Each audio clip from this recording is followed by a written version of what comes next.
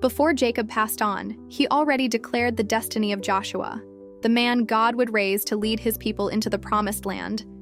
And though Joshua's name isn't spoken in that moment, the promise over Ephraim, the younger son of Joseph, echoed forward, setting the stage for a legacy of faith, courage, and conquest, while Manasseh, the firstborn, received his place as well. But God, in his wisdom, chose to bless the younger above the older, as Genesis 48 tells us, knowing that through Ephraim's line, the battles of Israel would be won. Joshua, son of Nun, an Ephraimite, stayed close to the tent of meeting, learning from Moses, walking in God's presence, observing every instruction, moving faithfully beside Moses, preparing for a moment he could not yet see.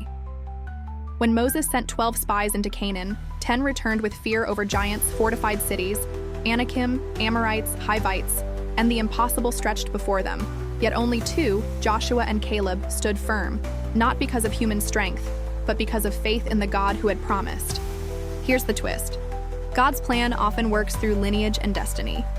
Ephraim, the younger son, blessed over Manasseh, though he was the younger, carried a promise that through his line, the battles of God would be won, the land would be taken, and the victories would flow.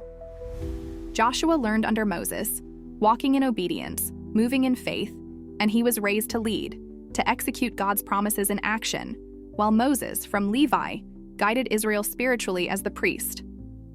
In Numbers 14, when fear gripped the people and rebellion rose, Joshua did not waver. He moved with courage and faith, showing why he alone, from all the tribes and all the people, was chosen to step into history, and the victories began with him. And here's the conclusion, the cosmic divine twist.